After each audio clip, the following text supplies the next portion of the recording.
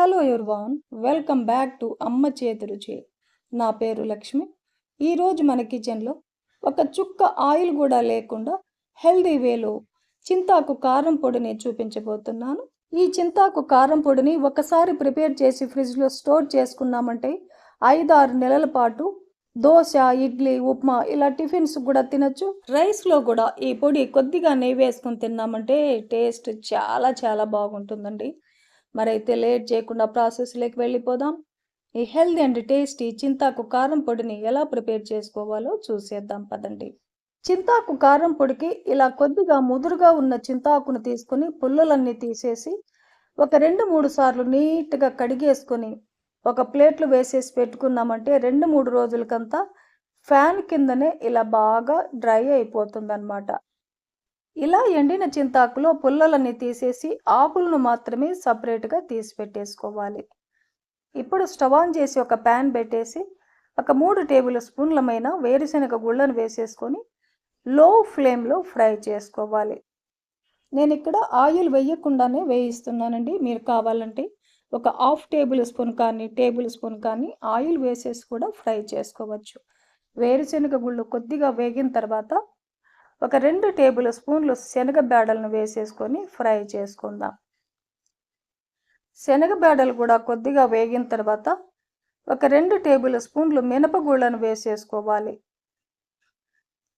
2 table స్పూన్లు ధనియాలను కూడా వేసేసుకొని ఫ్రై చేసుకుందాం. ఈ పప్పు ధాన్యాలన్నీ లో ఫ్లేమ్లో ఫ్రై చేసామంటే లోపల భాగం కూడా బాగా వేగి చింతాకు కారం పొడి టేస్ట్ చాలా బాగుంటుందన్నమాట. ఒక్క పావు టేబుల్ స్పూన్ మైన మెంతులను కూడా వేసేసుకొని ఫ్రై చేసుకుందాం. మెంతులు కూడా వేగిన తర్వాత నేను ఇక్కడ ఒక 10 ఎండుమిర్చిని వేస్తున్నానండి. మీరు తినే కారాన్ని బట్టి ఎండుమిర్చిని వేసేసుకోవచ్చు.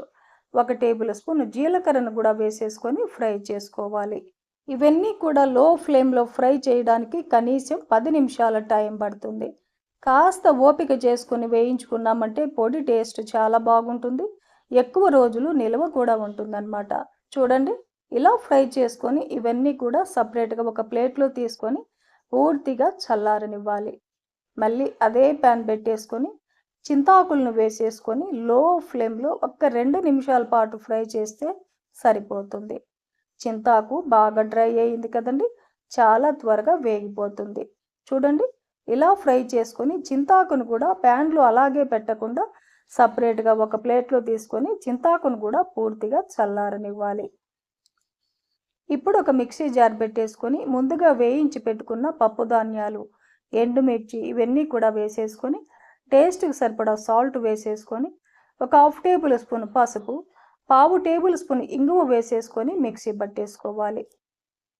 చూడండి, ఇలా మిక్సీ పట్టుకున్నాక ఇప్పుడు వేయించి పెట్టుకున్న చింతాకును కూడా వేసేసుకొని మిక్సీ పట్టేసుకోవాలి. ఇలా మిక్సీ పట్టుకున్నాక ఒక వెల్లుల్లి గడ్డని పొట్టు తీయకుండా వేసేసుకొని ఇంకొకసారి 1 నిమిషం అలా మిక్సీ ఆన్ చేసి ఆఫ్ చేసామంటే సరిపోతుంది.